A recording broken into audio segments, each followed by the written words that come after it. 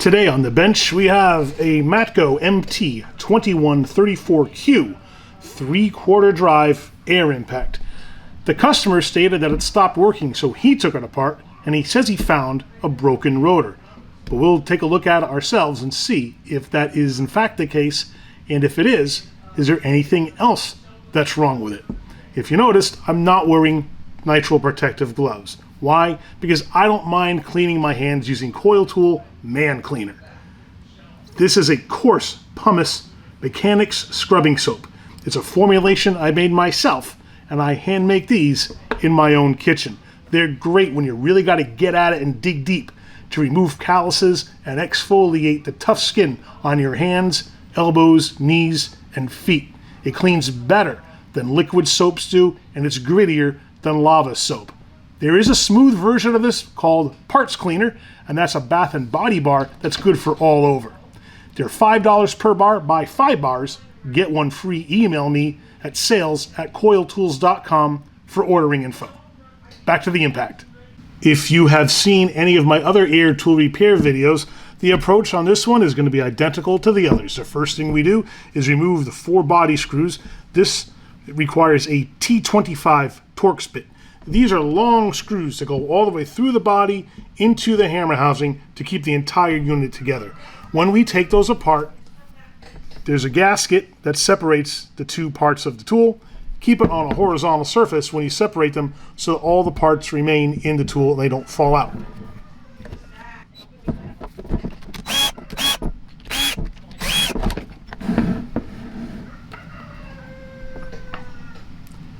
Remove the gasket.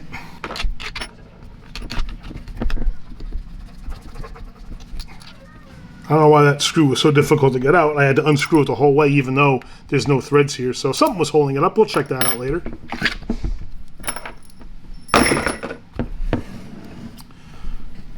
This is the hammer housing. First thing to do is drop that out of the housing there, and you'll see that inside is a bunch of lubrication. Usually the lubrication is pretty old, dried and gritty because most mechanics don't properly maintain these, but that lubrication looks pretty good. I know this customer for a long time, and he is one who's very conscientious about taking care of his tools. It does not surprise me to see good lubrication in there for his tool. If it were anyone else, it would actually surprise me because usually they don't re-grease these like they should. There is a zerk on the bottom of the housing that you can inject new grease into, but it's a good idea to periodically disassemble these, clean out the old lubricant, and then re-lubricate it. That stuff looks pretty good. And I also look for damage. Is there any metal filings in the housing? Are there any gouges or scrapes on the wall of the housing? And there are not. That looks excellent. On the hammer assembly, remove the anvil by twisting it so that it gets past the hammers and pulling it out. When you do that, take a look and see what shape this is in. There's no damage to it. I would like to see the shaft of the anvil and these dogs lubricated a little bit better than they are, but that looks very good. Next is the hammer cage. There's 2 pins that hold the hammers in the cage. You remove those with a pocket screwdriver or a pick. And then remove the cage. Look inside the cage in the surfaces to see if there's any wear. Look on the outside surfaces for any wear. And then look at the spline teeth here to see if anything's broken or worn. That looks very good. Inspect the hammers to see if there's any wear. And those look pretty good too. Note how these came out. They came out like this. They're incorrect. This wasn't working anyway, so I'm sure what the customer did was he'd remove these and just threw them back together again, but this is not how they need to go back. Notice how there's a wide groove here and a wide groove there, and we flip them around, there's a more narrow groove on either side, and when you look at the faces of the hammers, notice how there's a design here that looks like a ghost. His hands are facing up on both of these. One of these needs to have the ghost hands facing down so that when you line these up, you have a narrow groove and a wide groove on both sides. So That's just something to note when we reassemble this. He had this apart before, so that doesn't necessarily surprise me.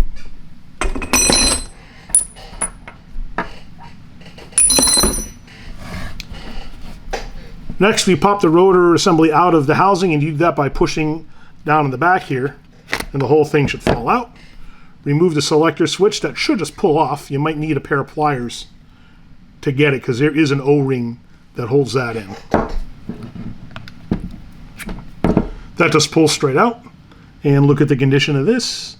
And for future reference, when we reassemble this, this tab here goes into the center hole on the top. There's a small hole there and a small hole there. The selector tab goes in the center.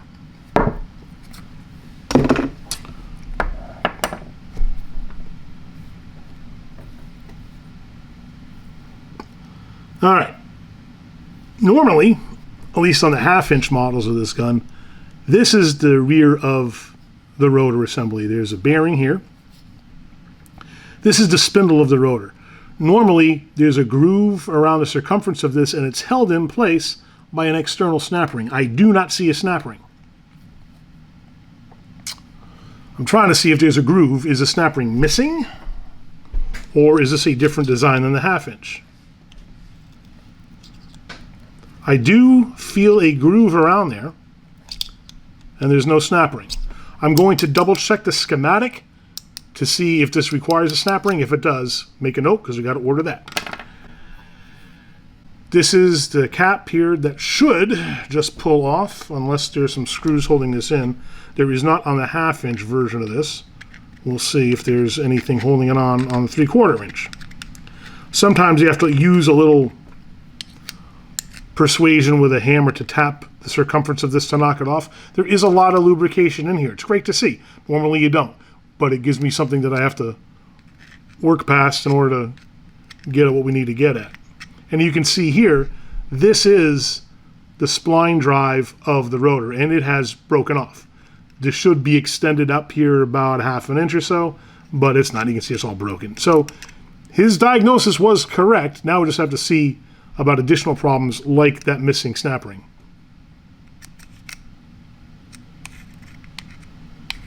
I don't see any screws that hold this in, so we might just have to tap it out.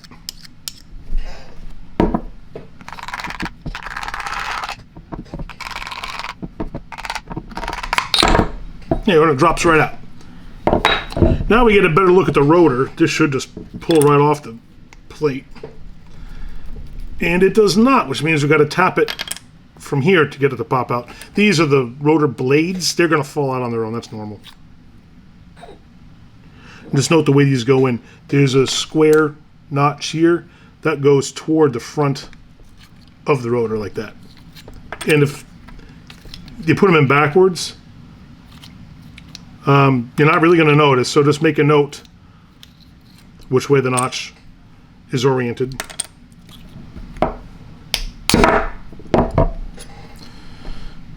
While we're here, we're going to take a look at that bearing. Looks very good.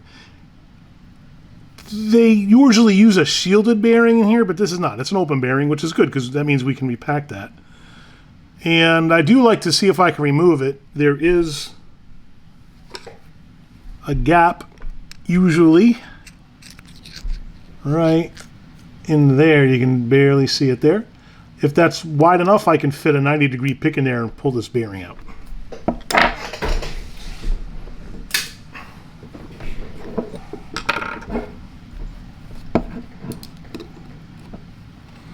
Just fit the pick in there and then work your way around and it pops right out.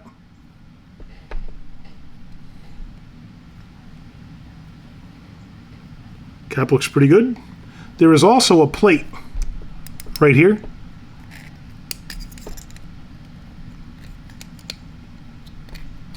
And it's a lot of surface area there, so it's held in pretty tight. There it is. So I got to get the pick under the right spot there. And you can see it's held in. There's a lot of surface tension because there's some oil underneath there, so that was holding it in.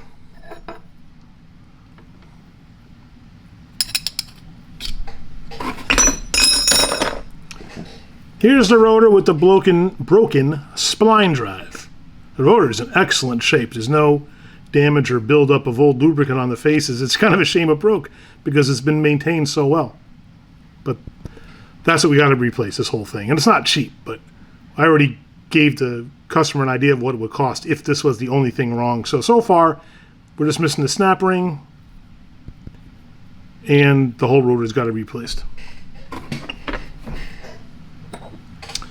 There's an open bearing on the rear of the rotor housing, or the rotor sleeve. We'll see if we can remove that the same way that we removed the one on the front. Hopefully there's some room in there we can get a pick and pull it out. And there it is. Pops right out. Perfect.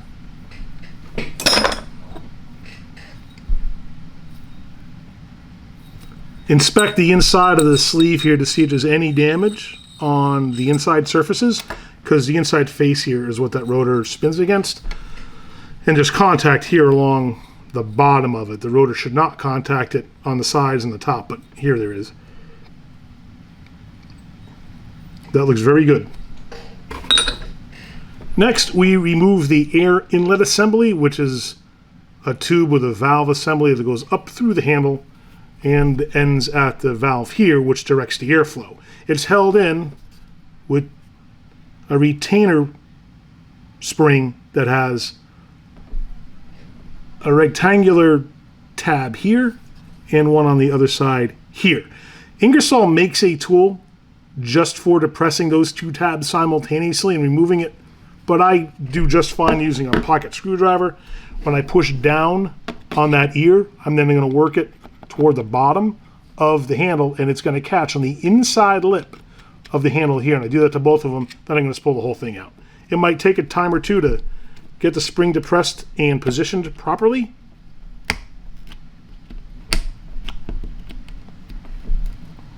I'm sure it'd be easier with the tool that's purpose made for it, but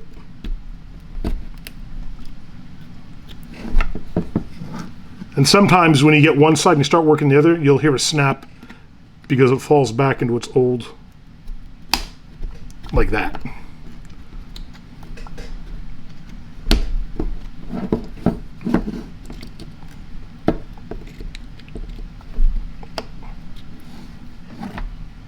Okay, now we just pull with some pliers and the whole thing should pull right out.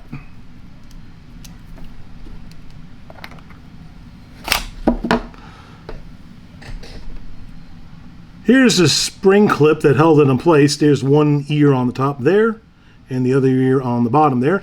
I was just pushing down on the top of the clip like that and then pushing it that way to move this whole assembly down about 1/8 of an inch. Remove this clip here, it just snaps off. And then you have the rest of the assembly. Here's your valve. This is the valve stem that is actuated by the trigger. There's an assembly here that consists of the valve, a valve seat, a spring, and it's all held in using this internal snap ring. There really isn't a reason to remove this because there's no problem with airflow in this tool. If we had to remove it, pop that clip off and then the whole assembly falls out. It's not the easiest thing to put back together again, so I tend to leave it in place unless there's a problem with it. Next, the trigger comes out because now that valve assembly is out, you can pull the trigger out. With that valve assembly in there, you couldn't pull it out because the trigger has a little hook on the end of it. I'm trying to get it to focus for you. That little hook fits over the valve stem, so that when you push the trigger, you're actuating the valve. When this is in place, you can't pull this trigger out. With this out, now you can pull the trigger. Next, remove the direction buttons in the back. They're both held in with a little plastic tab that hooks into this center piece that separates the two. Just get in there with a pocket screwdriver, depress it a little bit, and they'll pop right out.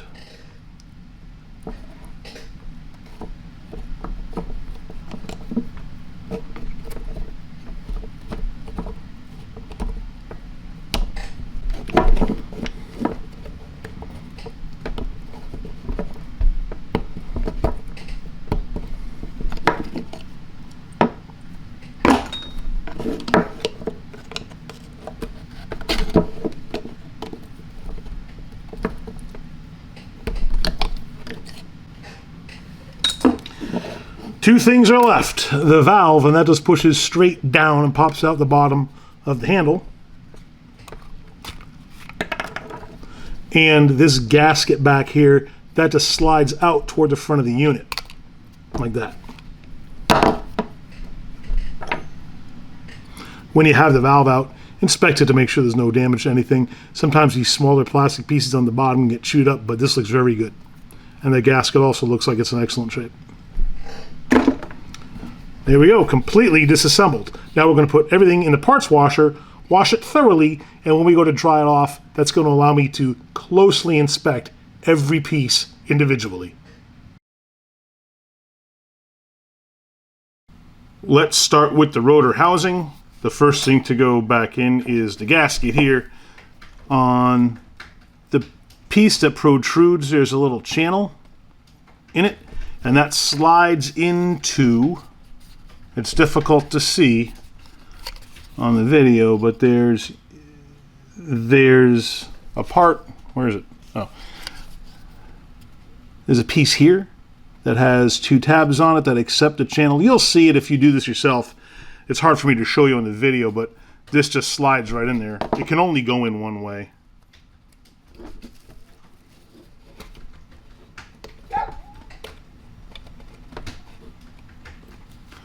And once you get that all lined up, just slide it rearward, and it sits perfectly in there. And you can see through the back how that piece that protrudes slides into its channel there, and it sits flush with the rest of the housing. Next, the valve goes up through the handle. There's two O-rings on it. Just make sure those are lubricated. When you insert this, the end with the tab goes up and toward the rear of the unit. Just slide it in through the hole in the base of the handle. And you're going to need something long like a pocket screwdriver or a pick to push that up the rest of the way. And when you get it up far enough, you'll see it stick out through the hole in the body, like that. When you align this up, remember we talked about this tab here and how it has to be, number one, toward the rear, but it's also going to move 45 degrees of center when the selector buttons are installed. So make sure this is lined up properly first before you try to put the selector buttons in. You might have to mess with it a little bit just to get it, see it exactly where you want it to be, because the gears in the buttons have to mesh with the gears on the valve, and it's just a little sticky to get it in the right place, but you'll get it if you just play with it a couple of times. So it's looking like that. Get your tab lined up to 45 degrees so the corner of the tab faces the end of this square piece in the back, and then insert one of your selector switches. Lube up the teeth on the gear on this first, and to slide this in, the only way that will fit the tab that retains the button here, this tab here goes up against a little partition here between the two cutouts that house the tab. So slide that in. You're gonna have to depress the tab to get it past the partition there.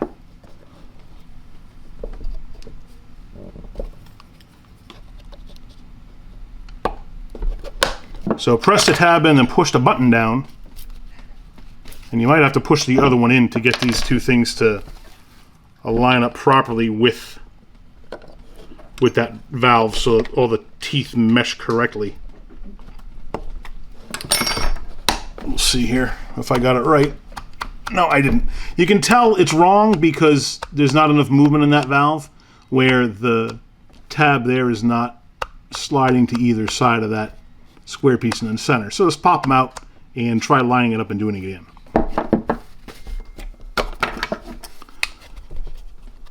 And that's correct. When you push the buttons, the valve goes equidistant on either side of that square piece in the back. That's perfect. Next, we're going to put the air inlet assembly in. The hex bolster is going to rest against the bottom here. The valve stem is going to go up into the handle.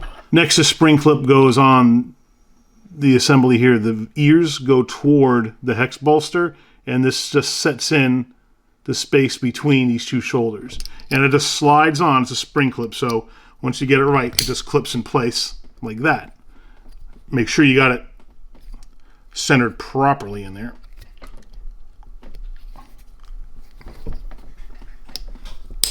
There you go. Put some lube on this O-ring first.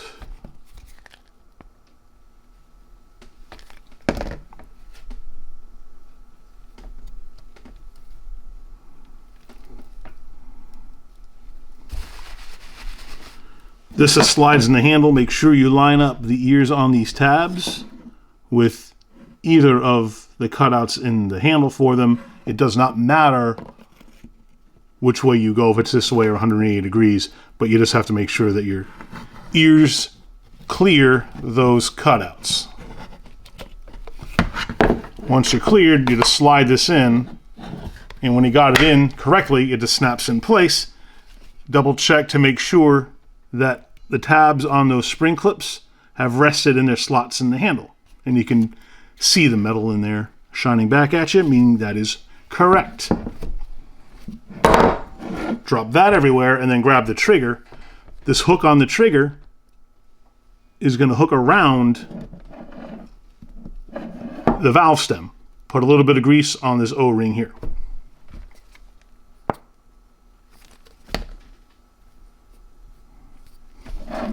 So that slides into the hole, and it'll catch that valve stem on its own. You can see how it springs back, and you cannot pull it out, meaning that it caught the valve stem correctly.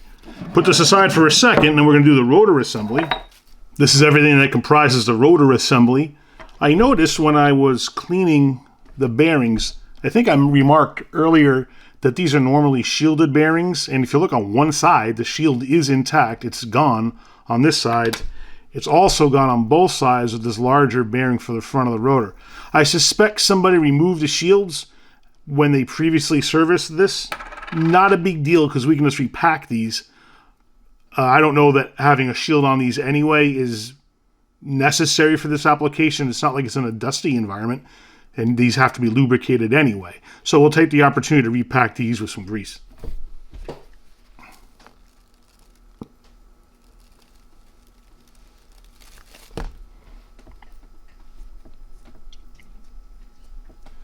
And this bearing goes on the rear of the rotor sleeve. It came out fairly easily, so it should just slide in, and it does. If it doesn't, you can be very careful and take a socket that fits the race here and tap that back into place. I do not tap where the balls are in the bearing. Just tap the race very gently if that doesn't slide back in easily. Take the rotor, spindle facing toward the rear, and slide that in place. The rotor should protrude easily through the bearing in the back and expose the channel that you're going to have to put that snap ring on.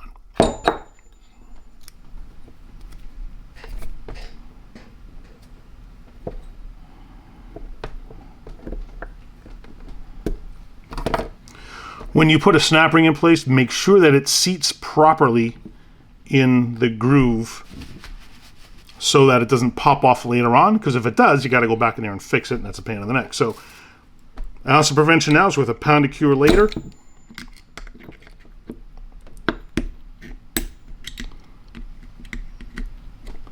One of the ways you can tell is see if you can spin it around the spindle there. If that spins freely around, then you got it seated correctly. If not, take it off and try it again.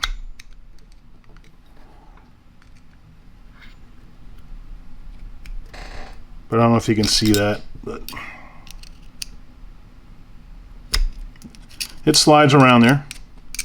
So I'm confident that everything is correct. The spindle does not come out. So I know that that's in the right spot. Next, we have to insert the rotor vanes in each of their slots after we put a drop of air tool oil in each vane slot.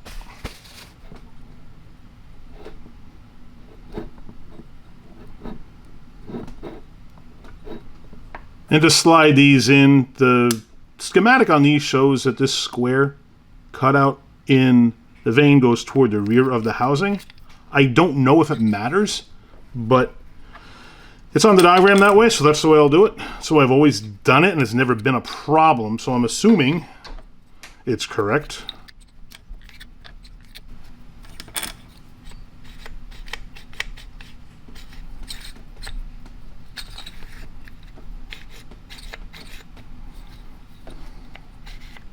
Something's holding up the rotor. It stops pretty hard for some reason, and I don't know why. That's going to take a little investigation to figure out what's going on. So I'm going to take the vanes back out and start looking. Yeah, see, without the vanes in it, it just stops real hard right there. Both directions. So there's a slot, there's a spot somewhere. I think I found it. Looks like there was a problem during or just after manufacturing. There is a divot in this, so it looks like a machining mark, or a tooling mark rather. Look at that. And if you run your finger over it, it buckles up a little. That's what's causing this thing to get held up. So somebody screwed up in a factory somewhere or handling the part. It looks like it is, yeah, you can see it really good there. So they just dinged it with something, and that caused it to buckle. We'll grind that down, and we should be good after that. A little disappointing in getting something new like that, but you know, sometimes that happens. So I'll file it down, and I will use some sandpaper to finish it off, but I want to be really, really gentle because I don't want to harm the surface of this, because the integrity of the surface here is important.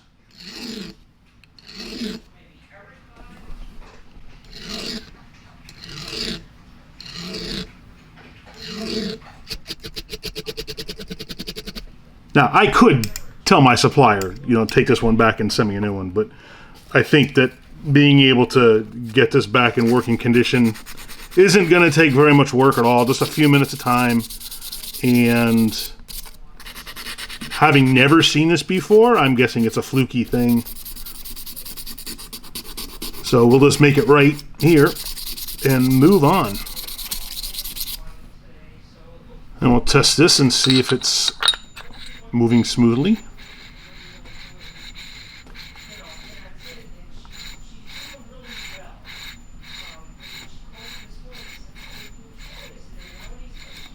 I don't feel any resistance.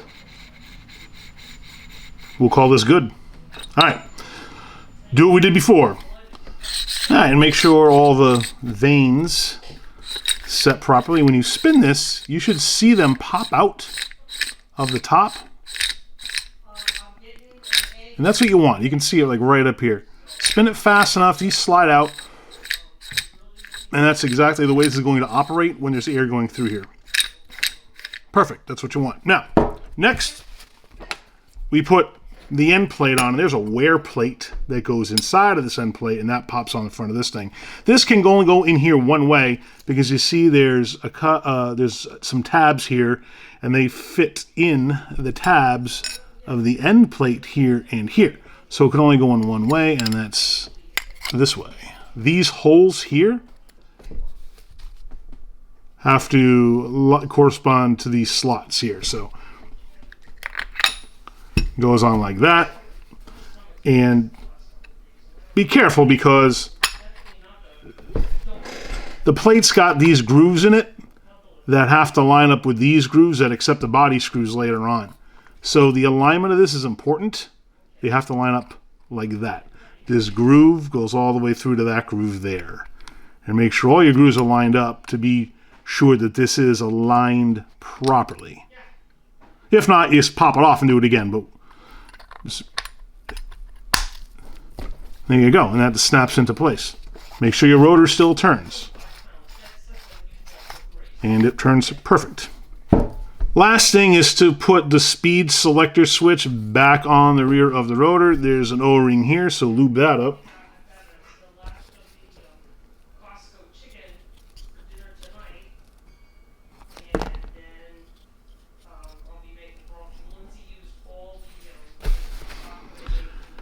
This tab here goes in this large center slot, and this just presses in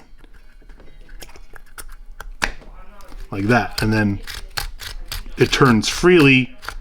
When the tab hits, it stops on either side of that large slot.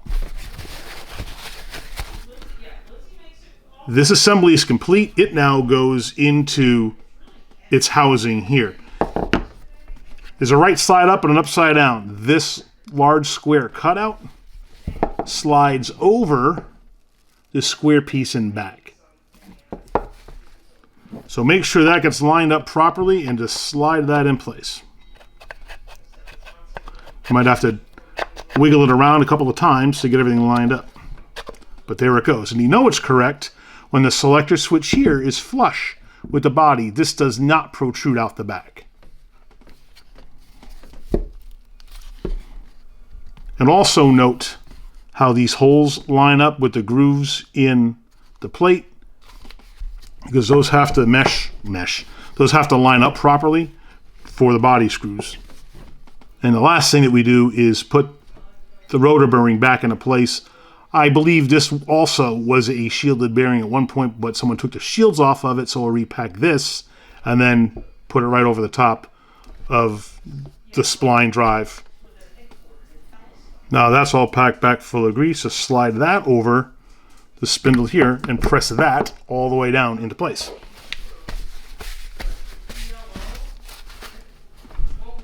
The entire rotor assembly is complete. We're going to put that aside and assemble the hammer assembly. Start with the hammer cage here. We're going to lay the two hammers in it. We got to lube this up, but I want to show you this before we get all full of grease. Notice the two cutouts that look like ghosts.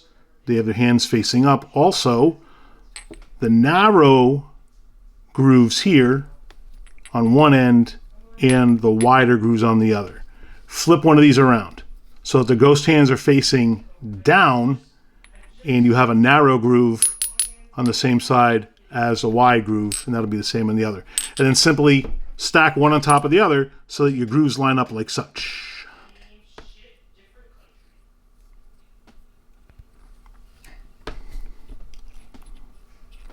When you insert this in the hammer cage, you have to do it sideways so that these grooves here line up with the sides of the cage, because there's a groove there to accept the pins. So drop those in place, slide one pin in. The first pin always goes in very easy, and then the second pin, you're going to have to jiggle the hammers a little bit to get everything to line up properly. Once you do, that pin just slides in too. Now, don't tip this on end or the pins are going to fall out. Now apply your lubrication to the sides of the hammer and to the dogs of the anvil. These are the dogs here, this guy here, and this guy.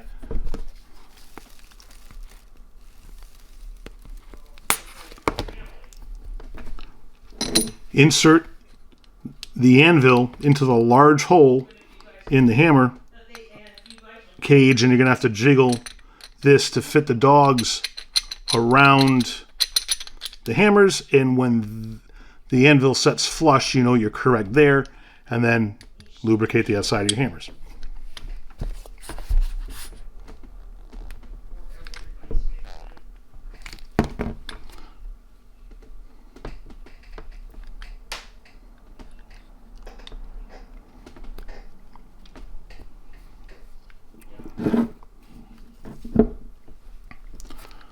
This entire assembly just inserts in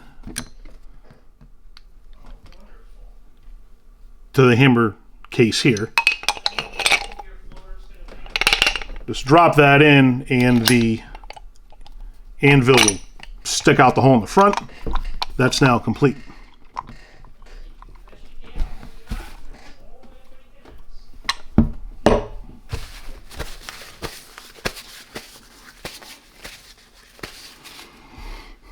This gasket has to go in between the hammer assembly and the rotor assembly. On the hammer housing is this slot. That slot accepts this tab on the gasket. So that just lines up like that. And then mate these two pieces together, understanding that you have to line up the holes on the hammer assembly with the holes on the body. Normally, and I believe that's the case here, is that this slot here goes toward the trigger or the bottom. So I believe that's the case. We're going to try that first and see if we get everything to line up.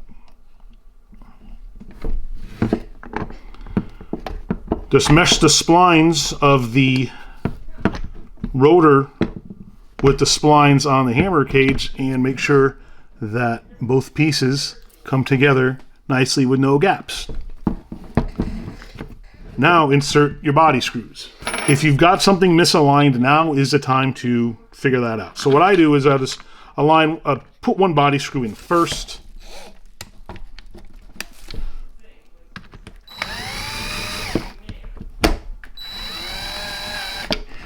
And then put a body screw in the opposite hole here.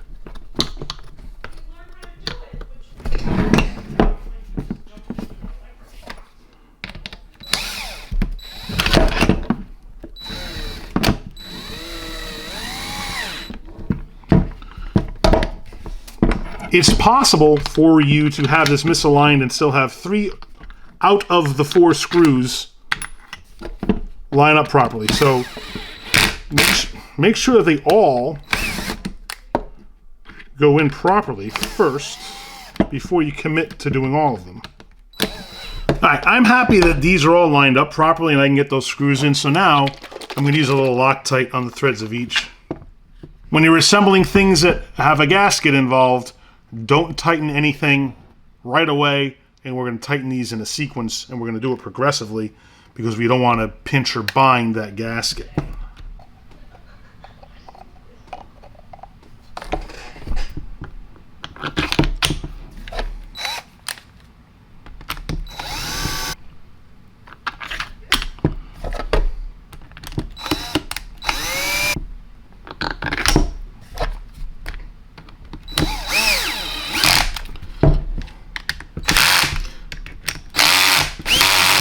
If you're doing this by hand, just be gentle as you go around the first time. I'm using a power tool. I have a torque setting on this, so this lets off when it hits resistance. I put it at its lowest setting to start and then go around again in a progressive fashion by increasing the torque. That's all tight. We're back together again, and we can turn the anvil, which means the rotor's turning. Everything seems pretty happy. The fitting on this is too large for my compressor, so I can't test it here. And I know you're disappointed because nothing's better than wrapping up one of these videos by putting some air to it, pulling the trigger, and hearing it make that cool sound. We're just going to have to imagine. I'm confident that this is going to work because everything went back together the way it should. The test here is if you can spin that anvil, you know all the rest of the mechanism is working. As long as your air inlet got installed correctly and lined up, that's going to be passing air as it should, and I have no reason to doubt that this is going to work when I give it back to my customer in just a couple of days.